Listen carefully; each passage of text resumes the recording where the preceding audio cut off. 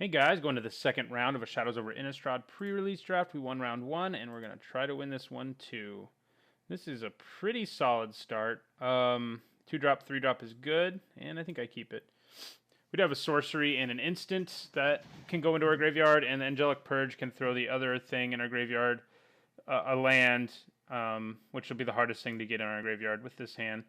So we'll probably get Delirium at some point in this game. You don't really want to cast Angelic Purge super early. Opponent also in white. See what else he's up to. Is he also in blue too? No. Well, seems similar. But we're gonna play our Stitched Mangler to tap his guy down and get in for 2.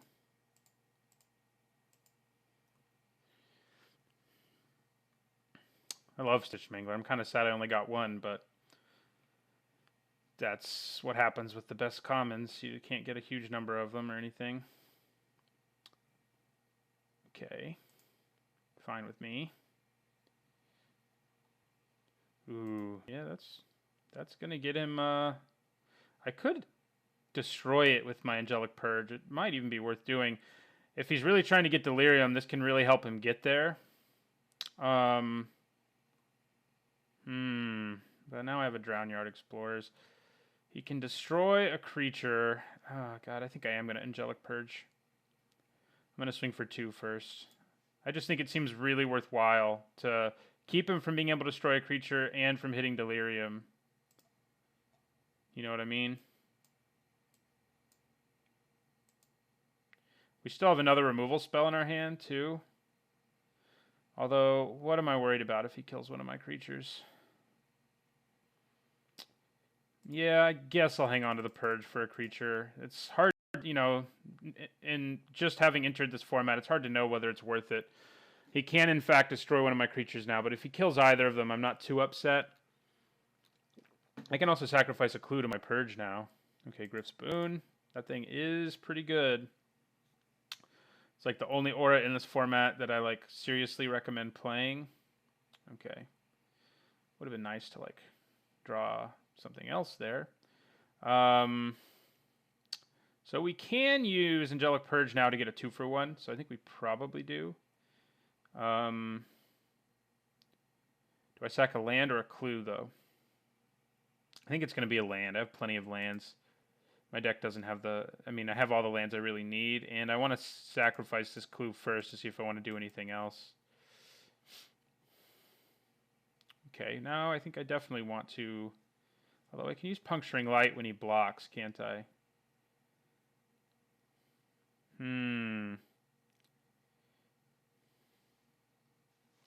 He can then get his Griff's Boon back, etc. It might still be better to hold on to the Purge for something big and scary. So yeah, we're just going to attack with both. He may kill one of them. But we can use Puncturing Light when he blocks.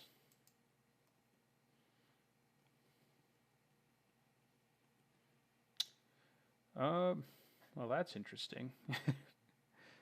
He must have a trick, which is good for us. So we'll let him use it first. Are we going to get a 3-for-1 here? It's kind of what it's looking like. Oh, yeah. 3-for-1 city. Kapow. That was nice. Okay. Well, that puts us in pretty good shape for the rest of this game. He does still have his Concoction, though, which will destroy one of our creatures. So he also has Delirium now. And it's not quite a 3-for-1 because he can get back his Griff's Boon. But it's close. It's close to a 3-for-1. All right, so we're just going to attack. And then play Topplegeist. We can get Delirium whenever we want to now, basically. Because we'll Angelic Purge, sack a land. That'll put us at 4. But for now, I'm not going to do it because I'd rather have a better target. Although Topplegeist is a relevant reason to... All right, well, that 3-for-1 may have just crippled our opponent to such a degree that he can't come back.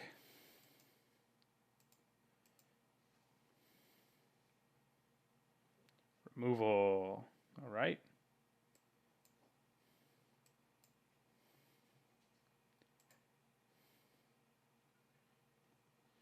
Okay. I'm going to play my Geist, go up to 23. It's not quite lethal, unfortunately, since he killed our Explorer. So he has time. He still has his Concoction, too. Kind of surprised he hasn't cracked that, because it could draw him an important spell.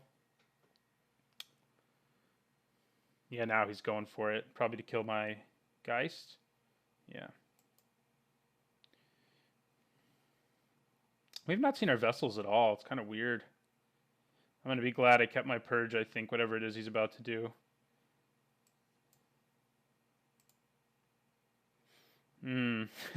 Well, a little less glad now. Okay, I mean, we can punch through this without an incredible amount of trouble. What is this, at the beginning of his upkeep? Yeah, I get to tap something. All right, so we're going to go ahead and hit Delirium here and kill the Emmis, the big one, which it's not the greatest value, but our opponent's at 6, so I think forcing his hand is a good idea. And we'll sacrifice a Plains. Gives us Delirium after our Purge goes into the graveyard. And I think I just attack with the Moorland Drifter. Holding on to Topolgeist, like, it can shut down any scary card that he manages to top deck here. So I think it's worth not just trading. Like, because, you know, there's bombs in this format, and yeah, okay. I mean, it would even shut down Avacyn, so that's pretty nice. I mean, Avacyn would kill something first, but yeah. All right, so game 1 went pretty well. That 3-for-1 blowout was awesome. That's what really got us there. So, do we have a sideboard? No, we don't. Not really.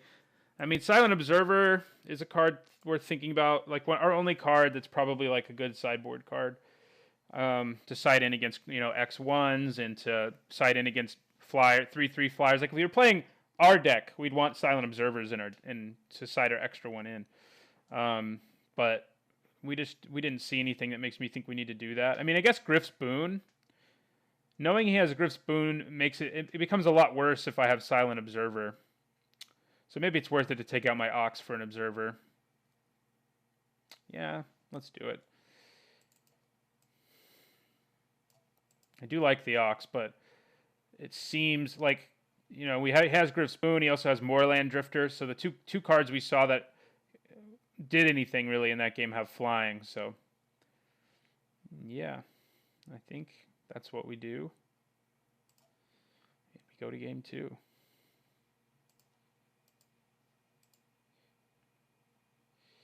Okay, I think this is a mulligan. You know, only blue. And we even have to draw like a land and then one of them has to be a Plains to be able to really do anything. Ouch. Okay, another mulligan. All right, that is a keep. As far as 5-card hand goes, that's pretty good. And I would also like a Drownyard Explorers. We have removal, one of our better creatures who we also haven't seen somehow today. These cards seem larger to me than they usually are. I think I usually have more like that. There we go. Moorland Drifter. No, Vessel. We ended up not getting any of those, which is kind of sad. We passed one. We almost took one. They are pretty good. I mean, our opponent can crack it right now and start... Ooh, he's stuck, though. We are 2, it seems, but we can play a creature that affects the board right away. And he's all value. Do you crack your Vessel here? Or do you play something? I would love to draw a land and be able to play... Silent Observer. I'm even more glad I sided in at this point. We didn't get there. But, I mean, we're fine trading. And then playing Spectral Shepherd. If he wants to double block my Cathar, I'm all for it. All right. So it's a 1-for-1, but one that we can get some advantage out of later. And I'll just play my Shepherd now. So we're both stuck on 3, but my opponent's missing an entire color. Yeah, Silent Observer's good against that, although the Ox would have been even better. But so is Drownyard Explorers is also quite good against that. So we're going to attack in the air, drop our opponent down to 18. And I think I play the Explorers. It can block that thing effectively. I mean, if he wants to trade for a combat trick or something like that, we're going to be pretty happy because we get a clue out of the deal anyway.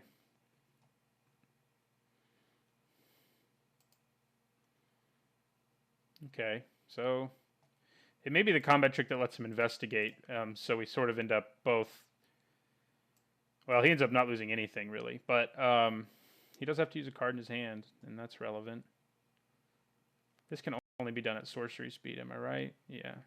Okay, no, he does, yeah, he does investigate.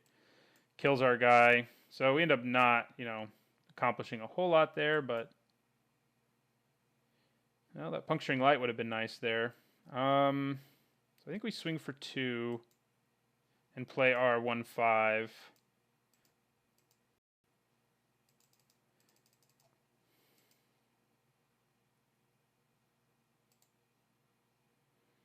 All right.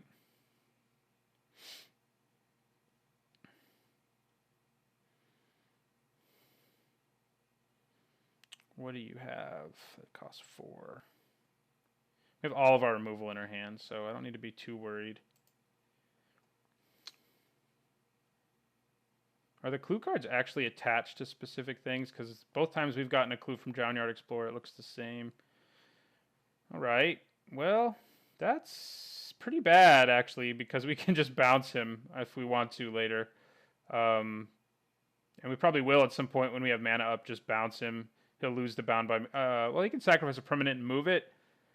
Oh, so I guess he really decided he made a mistake. But I can bounce anything, any spirit, whenever I want to. So it's not amazing for him. It does let him attack, though. So I guess that's something. Okay. So here, I think I crack my clue.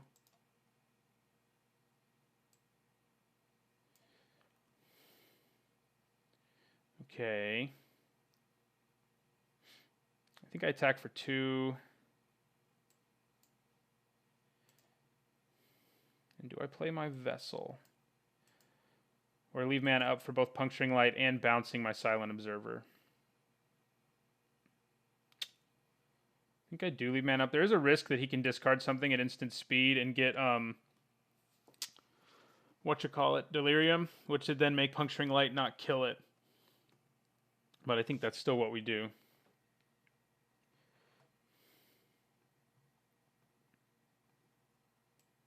He could also have a trick. But I think we probably just want to make him use it. Use up his mana.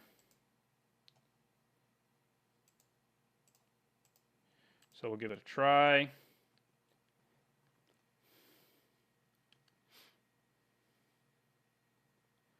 Yeah, it looks like he's got a trick. But if we're making him pay 3 on his turn... well, that's not quite as good as a trick. That's good for us. Okay.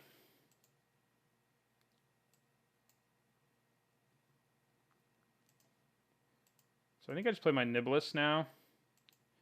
Keep the pressure on. And one of these days, I'll get around to bouncing my Observer or whatever, but that day's not here. We do have nice Paramnesia, and we have a bunch of non-creature spells in our hands, so our Niblis can hit harder. Ooh, that's annoying. Okay, well, at least it doesn't fly. That does make our removal a lot less good, especially unless he taps out. We do have Sleep Paralysis, but he can still flip it into a hexproof creature, which is definitely a problem. And he just gave it flying, so none of these things are good. We can Angelic Purge the boon, though, which might be worth it. Just sacrifice my Silent Observer, I guess.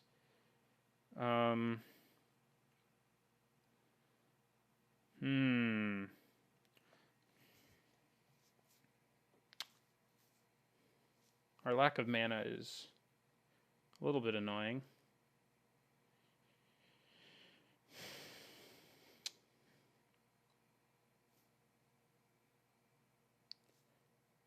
I wish he was tapped out. I might Angelic Purge the Griff's Boon, though, like I said. Taking his flying away and letting us keep the lead in the race. I'll sacrifice my Observer, I guess. He'll probably move Bound by Moonsilver in response. Actually, I don't think you can in response to a sacrifice trigger.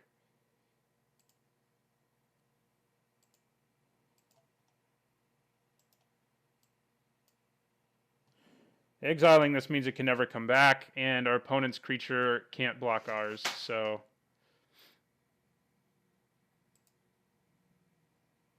And we'll sacrifice Silent Observer. Yeah. Hit the Griff's Boon. Then we get in for 5.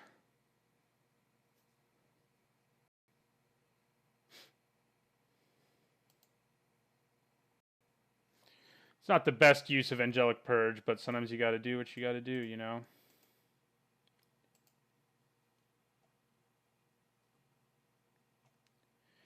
If he doesn't have a flyer, though, we can pretty quickly run away with this one. Although we do need more lands. That's why I didn't sacrifice a land, even though it would have given me Delirium, which is certainly relevant.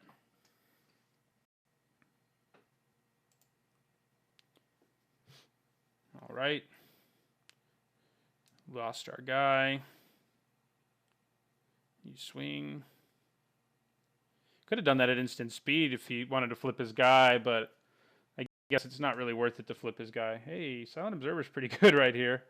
Kind of thinking, though, of going Vessel and exile the Cathar in my graveyard. I think that's what I'm going to do at this point.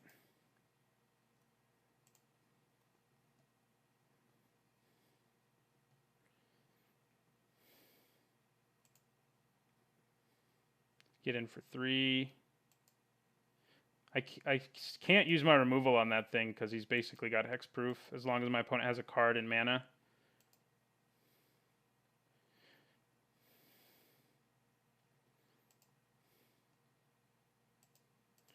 All right, let's see, where are you?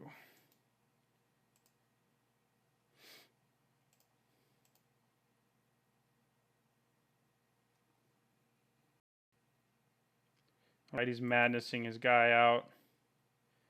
Works for me. He also doesn't have flying.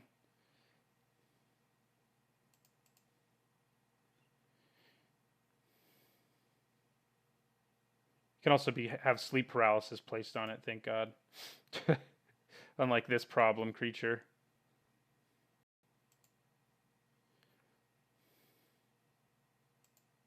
He also doesn't get a whole lot of value out of transforming it. So at least we made him discard it just to pay it for a discounted cost. So next turn, if we get to play our sleep paralysis and our opponent has nothing he can do, we just swing for lethal, I guess. Although it's a little bit dangerous, I suppose. But we're just going to take 7 here. Maybe better to just play our Silent Observer. It's safer anyway.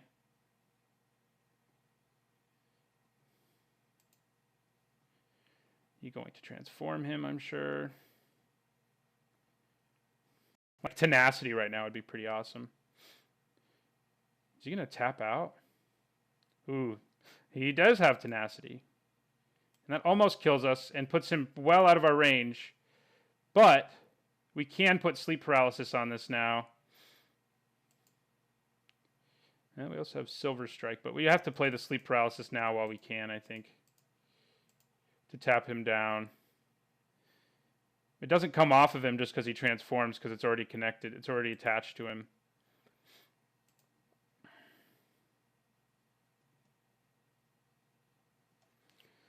Okay. But this is going to be a hard one to win now. I was just thinking how nice Tenacity would be for me, and it was very nice for our opponent. I'm going to swing with our 3 power guy and probably chump the other creature. We do have Silver Strike, which can be a pretty big swing later. This drops us to 1, so if I take it, and I'm not going to, I am going to chump block.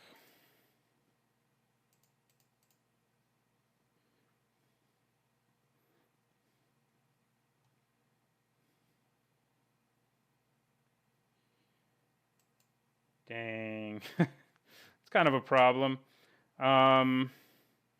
We just don't have very much mana, so we can't do anything very efficient because we just keep drawing creatures. Like we can Silver Strike one of these and go up, but the lack of mana is a real problem.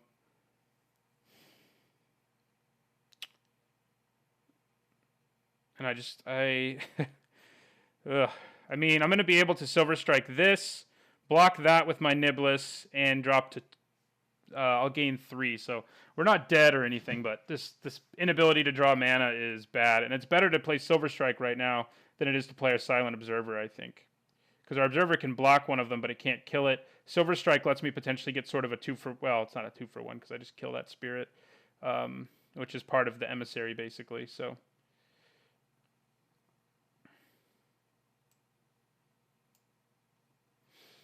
So let's let everybody attack. We're going to block that spirit.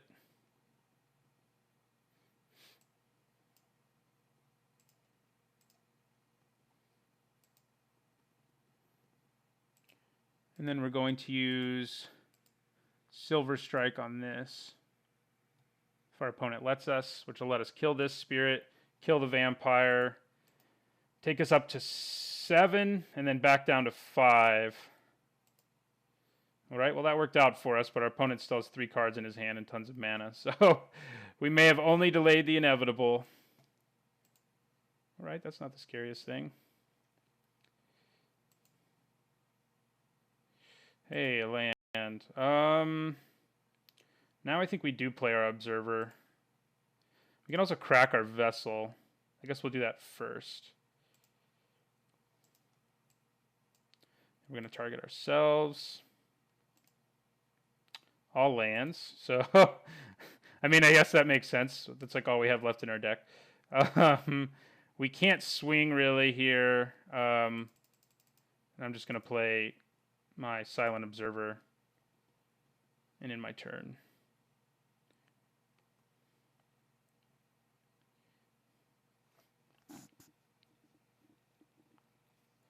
We do have Delirium. If we draw our creatures with Delirium. All right. Is it worth it to kill the Ghoul Caller guy here? Probably not. Probably not. Do you have removal from my Observer? So I think I just block the 2/4. We do know our opponent has tricks. We haven't seen one that could just kill us here, though, so I think I just block the 2/4. Okay. Our Furtive Homunculus would be perfectly happy trading with that, though, and we'll probably get to play it. Vessel number 2. Okay, so now we can play a bunch of stuff, which is good. It's about time, right? So I think we play, well, yeah, I'll play, should I attack first? I think I do attack with my 2/1 first, dropping our opponent to 8. Then we're going to play 2 creatures. I could play the Vessel, but I'd like to hold off on that so I can play 2 creatures this turn. All right, we drop our opponent down to 8. We're using a lot of time here. And then we're going to play Furtive Homunculus. And then we're going to play Dauntless Cathar. We also have Stormrider Spirit who can flash in and block that. Double block it for me eventually, but it's not like a priority of mine at this point. All right. So have we done anything? Or is our opponent about to play some removal and make us sad? Kind of looks that way, right? Ooh, interesting. He really wants to investigate. Like, badly. I guess he's worried he's falling behind now, and he kind of is, but man, that was that. I mean, our deck does not have very many creatures who fall into that category, so I guess it works for him. But yeah. What do you do now? Do you attack still? Yeah, I didn't think so. We are suddenly the aggressors. Ooh, that is quite nice. I'm probably going to hold on to it till it's lethal, though. Probably. So right now I can get in for 3 and 5 if I play my Inspiring Captain, assuming he doesn't have anything he can do. Oh, I did not mean to do that. I think we just leave mana up for our Stormrider Spirit and attack for 2 again. And then we flash in our Stormrider Spirit and then play Inspiring Captain. And if it goes down that way, I think we just win.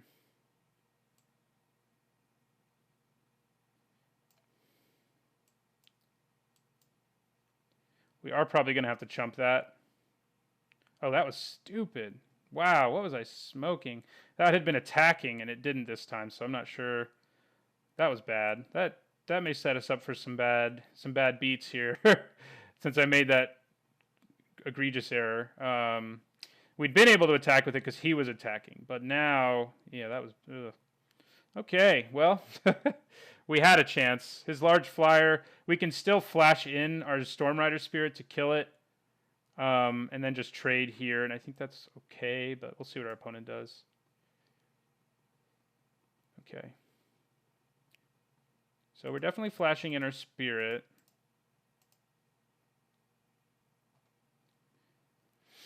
All right, and so here I think we go block. I mean, we can't really afford to take any of this. Block and block. See if our opponent has anything he can do about that. If not, we come away better, I think, than he does.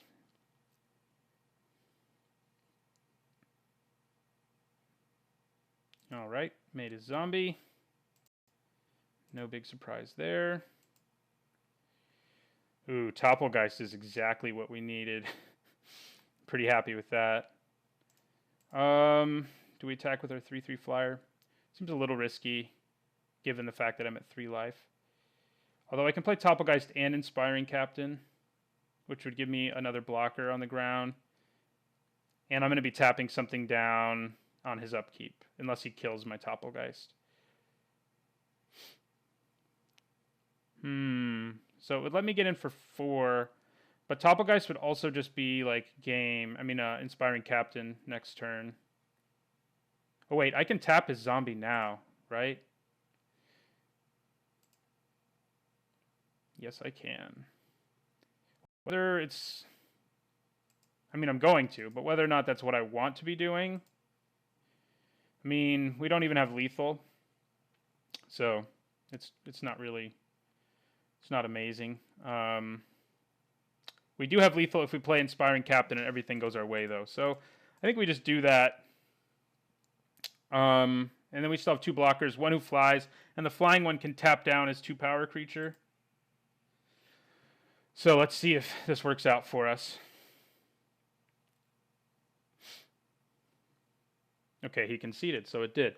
All right, well, we managed to get out of that game. That Silver Strike ended up being a huge swing point when we got that 2-for-1 with our prowess. So we're going into the finals. So the winner of the drawing, Dead Soul, has a chance to win 3 packs, as well as all these cards, including the Mythic and the Rare that I'm not actually playing in my deck, but you know. So I'll see you in round 3.